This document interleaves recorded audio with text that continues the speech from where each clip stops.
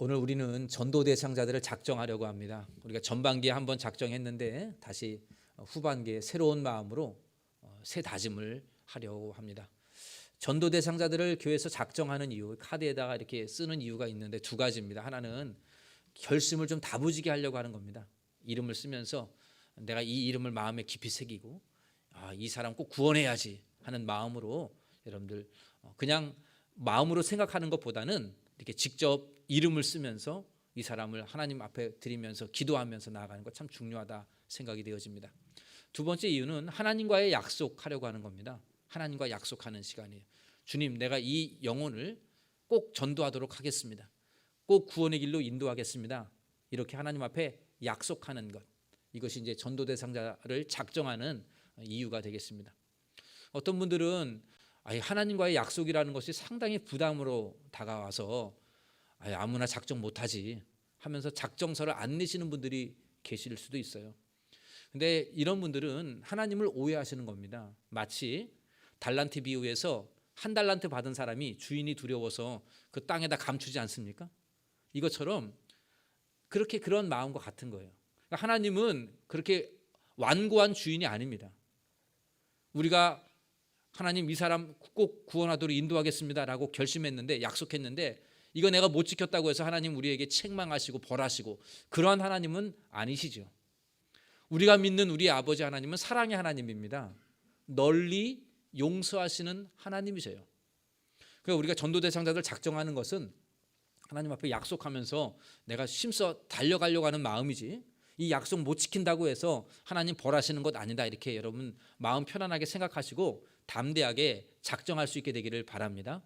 이 사람 내가 교회 못 데리고 오는데 안 올 것 같은데 그러한 마음 갖지 마시고 구원받기로 여러분들 마음속에 소원하고 이 사람이 꼭 구원받았으면 좋겠다라고 그렇게 결심하는 사람들은 쓰시면 되겠어요.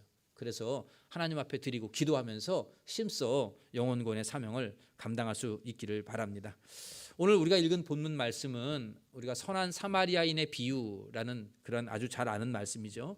한 율법사가 예수님에게 묻습니다. 선생님, 내가 무엇을 하여야 영생을 얻으리까? 그러니까 이 율법사는 율법을 지키는 행위를 가지고 영생 얻을 수 있다. 어떤 행동을 통해서 영생을 얻을 수 있다. 이렇게 그 당시에 유대인들이 다 그렇게 생각을 했거든요.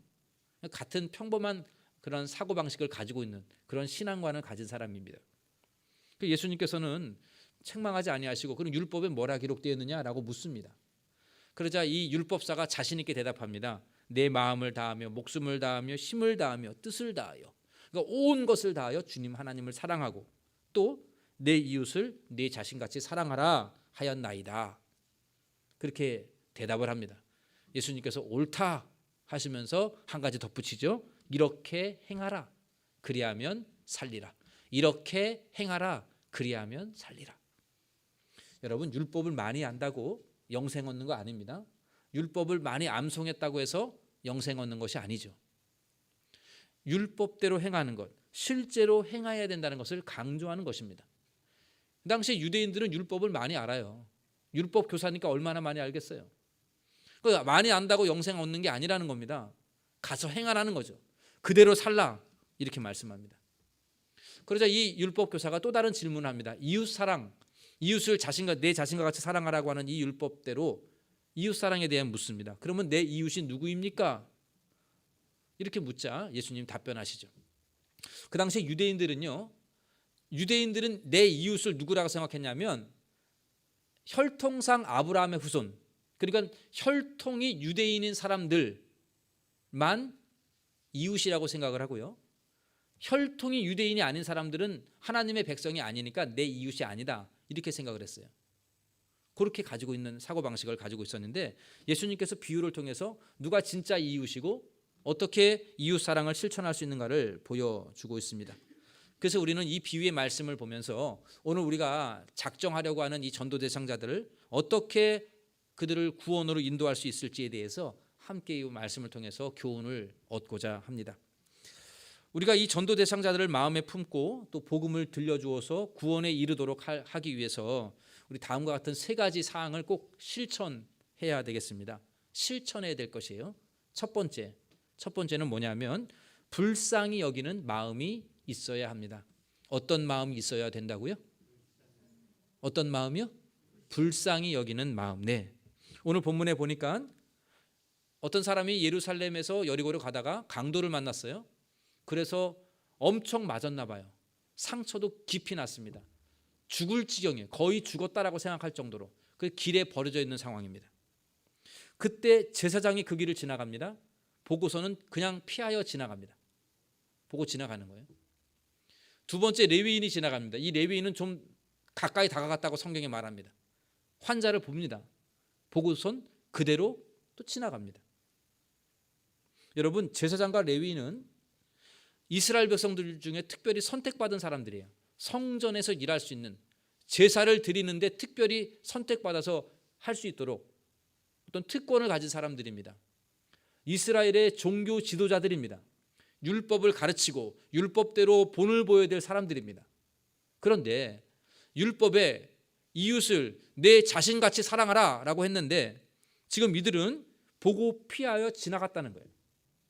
말은 내 자신을, 이웃을 내 자신처럼 사랑하라고 율법 교사가 말한 것처럼 가르쳤지만 실제로 그들은 그렇게 하지 않았다는 것이죠. 행함이 없었습니다. 그런데 33절에 보면 사마리아 사람은 다릅니다. 우리 33절을 같이 한번 읽어보겠습니다. 어떤 사마리아 사람은 여행하는 중 거기 이르러 그를 보고, 네, 그를 보고 뭐 했다고요? 앞에 있는 사람들은 피하여 지나갔어요. 불쌍히 여겼다라고 했습니다. 여러분, 사마리아 사람이 누군가요? 이 사람들은요, 유대인이 아니에요. 엄밀히 말하면 유대인하고 다른 민족, 다른 혈통하고 섞여 있는 사람들입니다. 예전부터 그래 왔어요. 아수르 시대 때부터 북이스라엘이 멸망했을 과거 당시 주전 700년이니까는 이전부터 700년 전이죠. 그때 아수르의 정책이 막 흩트는 거예요.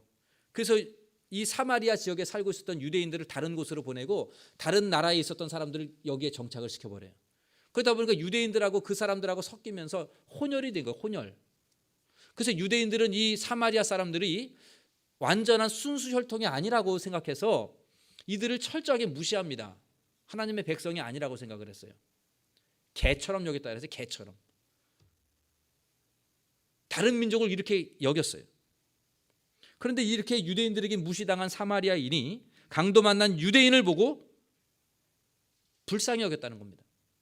같은 동족인 유대인 제사장과 레위인은 피하여 지나갔는데 혈통이 다른 사마리아인은 불쌍히 여겼다는 사실, 이 사실에 우리는 주목해야 되겠습니다.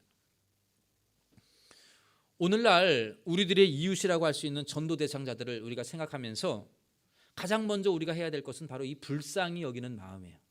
불쌍히 여기는 마음. 여러분, 여러분이 주변에 있는 예수 믿기를 원하는 사람들이 불쌍합니까? 사실 이 전도 대상자들을 보면 얄미울 때가 많아요. 내가 최선을 다하여 잘해준다고 했는데 고마워하지도 않고 이용하는 사람들이 많습니다. 그런 사람들이 있어요. 예수 안 믿는 사람들 중에. 이런 사람들은 전도하고 싶은 마음이 안 들고 가까이 하고 싶지도 않죠. 뭐 마음대로 해라, 나랑 무슨 상관이야 하면서 같이 이렇게 교제하고 싶은 마음도 안 생기고 얄미울 때가 있습니다.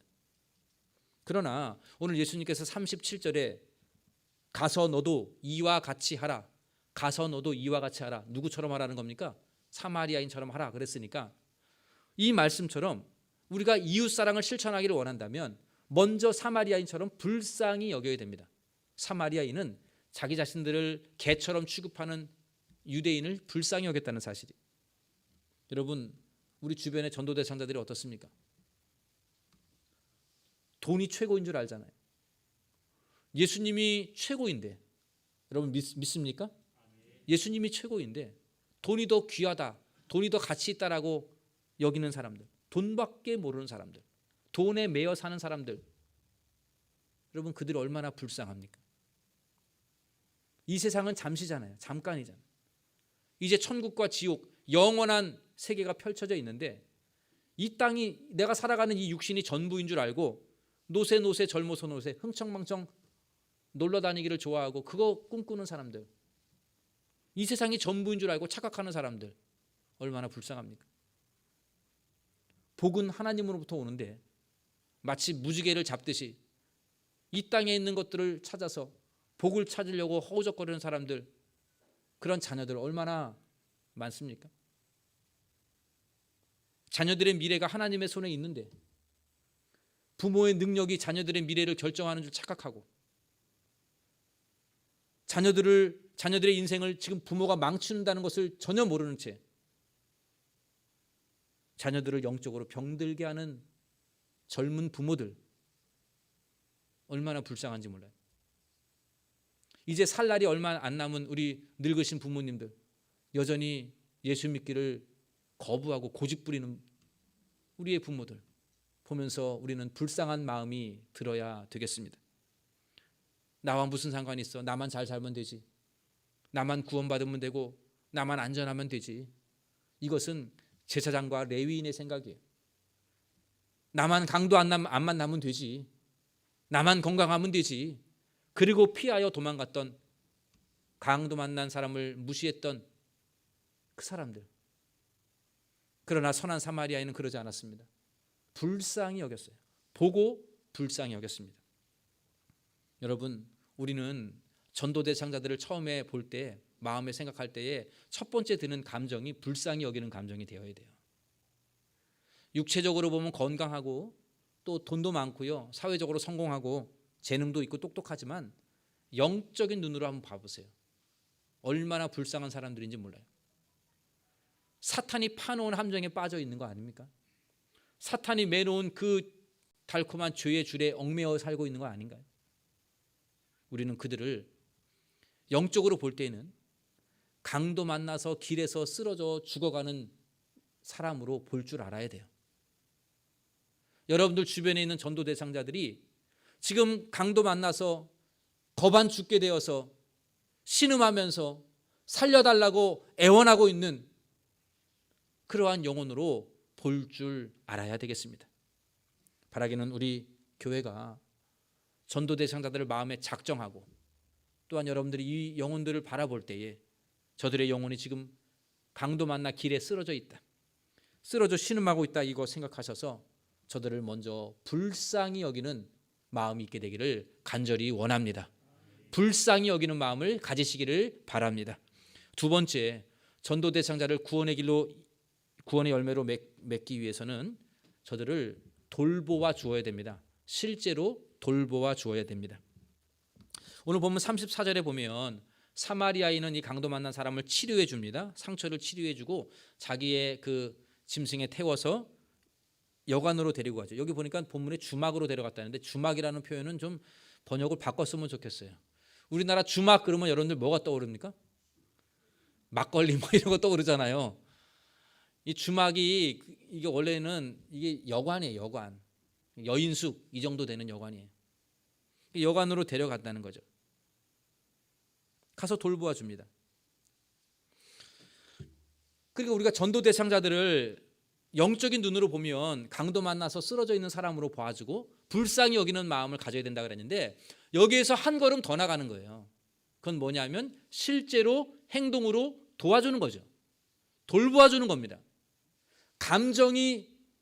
감정에서 실제로 나아가는 거죠. 행동으로 옮기는 거예요. 감정은 가질 수 있어요. 불쌍히 여기는 마음 가질 수 있어요. 불쌍히 여기는 마음을 가지면 뭐합니까? 도와주질 않으면 아무것도 아닌 거 아닌가요?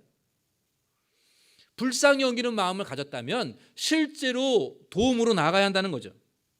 인생의 상처와 아픔이 있으면 찾아가 위로해주고, 가정의 문제 때문에 근심하고 고민하고 있는 사람들에게 함께 고민해주고, 몸이 아픈 사람들 찾아가서 위로하고 기도해주고, 낙심하고 좌절하고 우울에 빠져있는 사람들 찾아가서 좀 힘을 더 주고, 물질이 필요하거나 여러 가지 많은 필요한 것이 있는 사람들, 그들이 뭐가 필요한가를 보고 그들에게 뭔가 도움을 주고 내가 할 수 있는 것들 좀 채워주고, 이러한 발과 손이 움직이는 실천이 있어야 된다는 거죠. 마음으로 불쌍히 여기는 것 좋습니다. 그러나 여기서 그쳐서는 안 됩니다. 마음이 불쌍히 여긴다면 이제 손과 발이 움직여야죠. 함께 움직여서 돌보아 줘야 한다는 겁니다. 어떤 야차 장사를 하시는 권사님이 계십니다. 이 권사님은 자주 그 이웃 중에 독거노인이 있는데 가서 야채를 좀 갖다 주기도 하고 또 계란도 한 판 갖다 주고 이렇게 하셨어요. 근데 이 권사님이 돌아가셨어요. 근데 그 장례식장에 그 몸을 이끌고 그 불편한 몸을 이끌고 그 노인이 와서 이분이 살아있을 때 우리 집에 찾아와서 야채도 갖다 주고 아이고 계란도 갖다 주고 그랬다고. 그거 얼마 될까요 그게? 뭐 계란 한 판 요즘 얼마 합니까? 7,000원 하나요? 8,000원. 하여튼 그렇게 되잖아요. 얼마 되지 않잖아요. 야채 해봐야 얼마 되겠어요. 그러나 그것을 준 것을 잊지 못하고 안타까워하면서 그 장례식장에 와서 눈물을 흘리는 것을 보았습니다. 여러분 지금 이렇게 권사님 하는 것처럼 여러분들 하는 것은 쉬운 일이 아니에요. 이 습관이 안 되면 쉬운 일이 아닙니다. 그러나 내가 내 이웃을 불쌍히 여기는 마음을 가지고 내 주변을 돌아보면 분명히 우리가 돌볼 수 있도록 되어 있어요. 불쌍히 여기는 마음을 가지고 실천해 보면 할 수 있어요. 작은 것 하나부터 실천하는 겁니다. 거창한 것이 아니고 작은 것 하나, 그거 실천하다 보면 우리도 이것이 습관이 되고 이렇게 하다 보면 이웃 사랑을 실천할 수 있는, 이웃을 실제로 돌보는 사람이 될 수 있습니다. 지금 우리 교회가 구제 사역하는 것 중에 우유 배달 사역이 있는 거 아시죠? 이 두 가지 목적이 있어요. 하나는 독거노인이 고독사 하는 것을 방지하기 위해서. 고독사가 많다는 거 아니에요, 좀. 그래서 우유 배달을 이렇게 하면서 우유가 계속 남아 있으면 뭔 문제가 있는 거죠. 그럼 연락이 옵니다. 교회로 연락이 와서 찾아가 보도록. 그래서 고독사를 방지하는 것. 또 하나는 우리 교회는 한 걸음 더 나아가서 한부모 가정들, 어려운 가정들 아이들 좀 격려해 주려고 그러한 가정들에게도 우유 배달을 함께 하도록 그렇게 했습니다. 10가정밖에 안 돼요. 그래 해봐야. 시작한 지 이제 얼마 안 됐기 때문에 10가정. 근데 저는 이 사역들이 좀 더 활성화되어지기를 바랍니다. 좋은 기회라고 생각해요.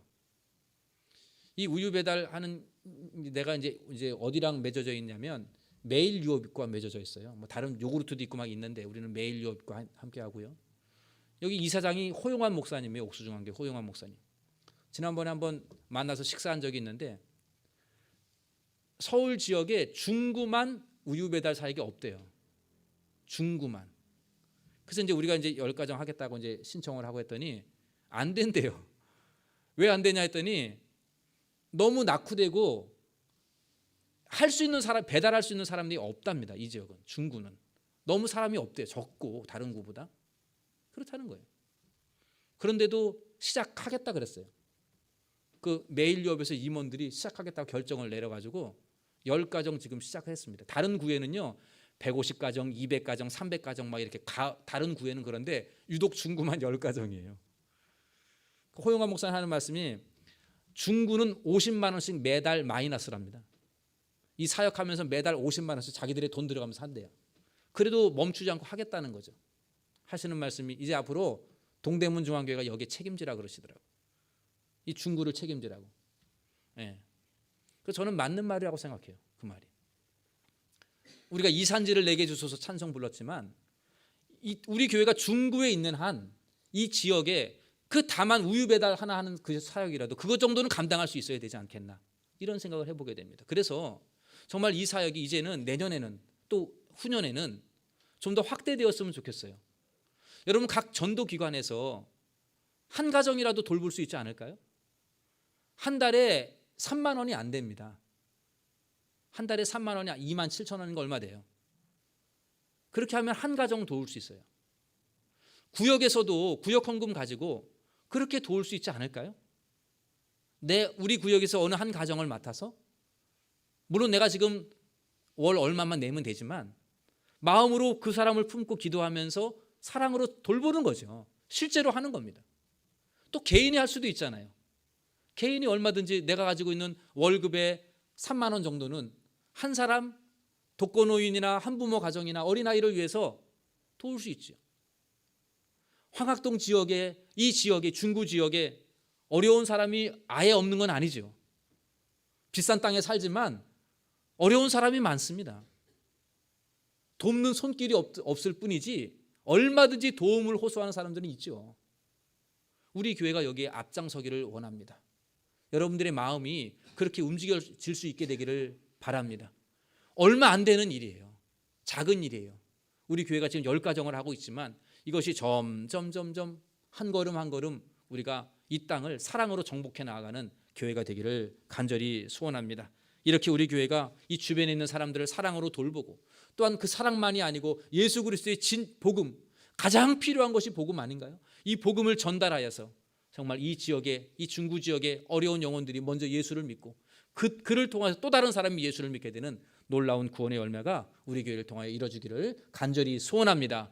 불쌍히 여기는 것에서 한 걸음 더 나아가 실제로 몸과 손과 발이 움직여지는 그런 실제로 돌봄을 행하는 교회가 되기를 간절히 원합니다. 마지막 한 가지 더, 전도 대상자를 구원의 길로 인도하려면 끝까지 최선을 다해야 합니다. 끝까지, 마지막까지, 할 수 있을 때까지. 전도 사역이나 구제 사역이나 중요한 꼭 필요한 것이 있다면 지속성입니다. 복지기관에서 하는 말이 그래요. 120만 원 1년에 한 번 주는 것보다 매월 10만 원씩 나누어서 주는 것이 더 유익하답니다. 물론 다 고맙죠. 그러나 나누어 주게 되면 예산을 세울 수가 있고 수입과 지출을 이렇게 구분하면서 계획을 세울 수가 있대요. 그래서 가능하면 나눠 주십시오. 그렇게 부탁을 합니다. 전도도 마찬가지예요. 새생명 축제를 앞두고 반짝 전도해야지, 이거는 바람직하지 않아요. 우리가 전반기에 전도 대상자를 작정하는 이유가 뭡니까? 한 해 동안 꾸준하게 하라는 거죠. 꾸준하게, 지속성 있게. 또 새생명 축제에 초대하고 나서도 또 그 이후에도 꾸준히 하는 겁니다. 전도와 구제는 지속적으로 꾸준히 하는 데에 의미가 있습니다. 오늘 본문 사마리아인 보십시오. 35절에 치료하고 나서 여관으로 데려갔다가 그 다음 날이 되었습니다. 돈을 여관 주인에게 주면서 내가 지금 떠나야 되는데 이 돈으로 이 강도 만난 사람 돌보아 주라고 그렇게 데나리온을 주면서 부탁을 드립니다. 가면 그만 아닌가요? 근데 부탁을 해요. 그리고 더 나아가서는 돈이 혹시 모자르면 내가 돌아오면 다시 주겠노라고. 안 와도 되잖아요. 근데 그 다시 돌아올 때에 내가 들려서 혹시 돈이 모자랐다면 내가 비용을 더 내겠다고, 갚겠다고 그렇게 말합니다. 여러분, 이 사마리아인의 말이 얼마나 감동인가요?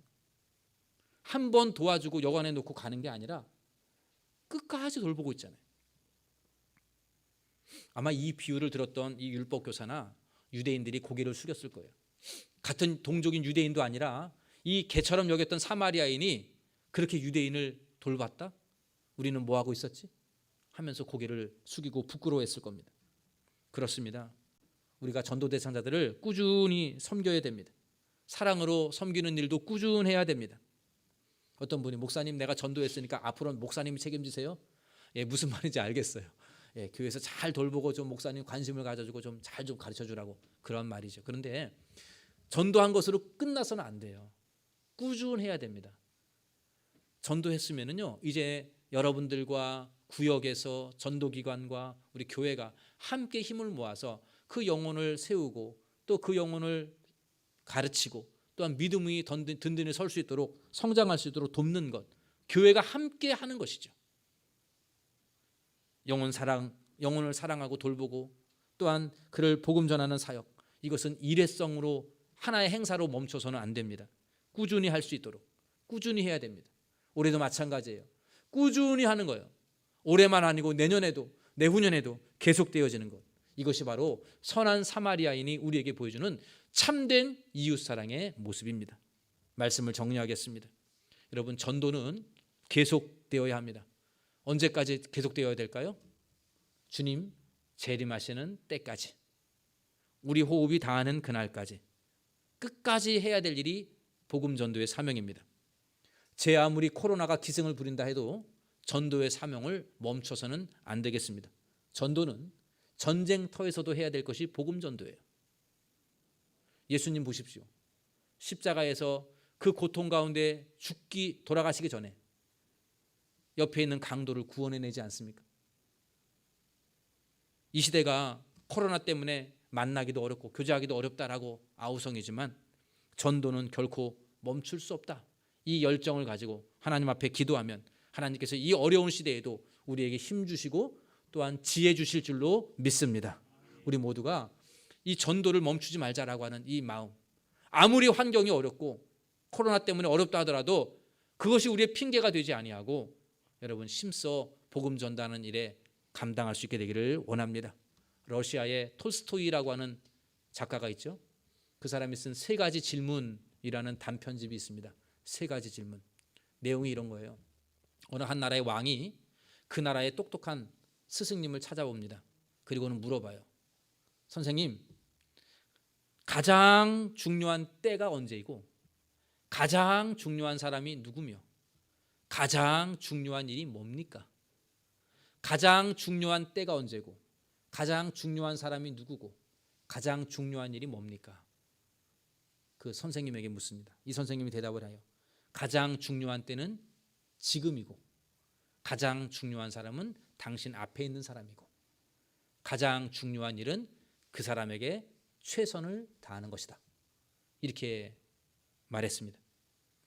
저는 이 말이 맞다고 생각합니다. 사랑하는 성도 여러분, 가장 중요한 때는 지금이에요.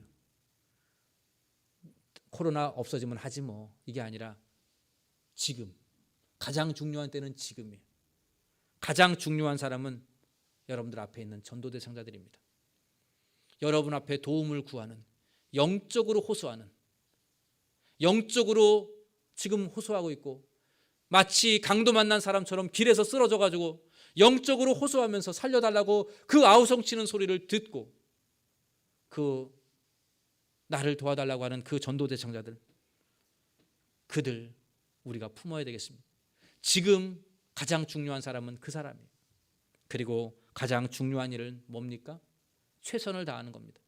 그에게 가장 필요한 걸 주는 겁니다. 여러분, 전도 대상자에게 가장 필요한 것은 뭘까요?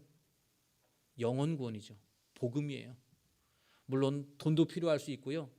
또 친구도 필요할 수 있고 뭐 건강도 필요할 수 있고 그래요. 그러나 가장 필요한 것이 있다면 복음입니다. 영생을 얻는 것이죠.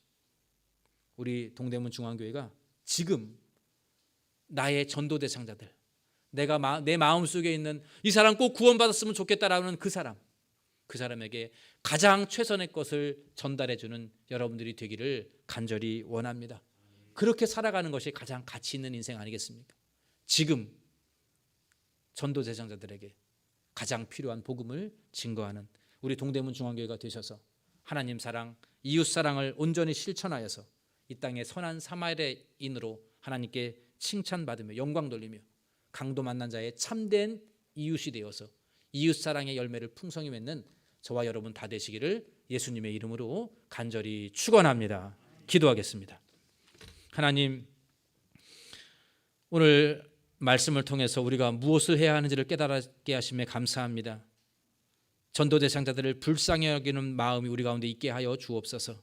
한 걸음 더 나아가 손과 발이 움직여 그들의 필요를 채워주고 돌보는 사랑이 있게 하여 주옵소서. 한 번으로 멈추지 아니하게 하시고 지속하여 내가 할 수 있는 최선을 다하여서 사랑으로 품고 복음을 전하여서 영혼권의 열매를 맺게 하여 주시옵소서. 이제 우리가 전도 대상자를 작정하려고 합니다. 주님 앞에 결심하고자 합니다. 하나님, 우리의 마음에 감동을 주시고 생각나게 하시고 또한 그 이름을 써서 놓고 기도할 때에 놀라운 열매 허락하여 주시옵소서. 이 모든 말씀 우리 주 예수님의 이름으로 기도하옵나이다. 아멘. 우리 헌금하기 전에 잠시 전도 대상자 작정을 먼저 하도록 하겠습니다. 여러분 카드 받으셨죠? 필요하신 분은 손을 들어주시면 좋겠습니다. 여기 인도자의 구역과 성명을 기록해 주시기를 바랍니다. 자기 이름을 쓰는 겁니다. 그리고 그 아래에 5칸이 있는데 여기에다가 여러분들 전도 대상자의 이름을 기록해 주십시오. 이름을 모르시면 그냥 뭐 미용사 이렇게 기록해도 되고요. 옆집 손자 뭐 이렇게 기록해도 됩니다. 할머니 이렇게 기록해도 되겠고요. 여러 가지로 쓰시면 되겠습니다. 또 여러분, 아이고 이 사람 교회 못 오는데 멀어서 이렇게 생각하지 마세요. 가까운 교회로 인도하면 되잖아요. 중요한 거는 내가 이 사람을 예수 믿기를 원합니다. 하나님 앞에 내 마음의 소원을 드리는 거거든요. 그래서 여러분 그 사람의 이름을 쓰십시오. 칸이 5가지가 있지만 10명을 쓰셔도 됩니다. 10명을. 여러분들이 이름을 좀 기록을 하셔서 그 다음에 옆에 신앙 상태에다가는요, 이 사람이 좀 예수 믿을 가능성이 많다, 여러분들의 느낌에, 아니면 이 사람은 아직 완고하다, 또 좀 얄미럽다 뭐 이런 사람 쓰셔도 되겠어요. 또 이분은 좀 교회가 도움이 필요하다, 그런 거 있으면 같이 써주시면 좋겠습니다. 신앙의 상태도 여러분들이 아는 대로 좀 기록을 해주시면 되겠어요.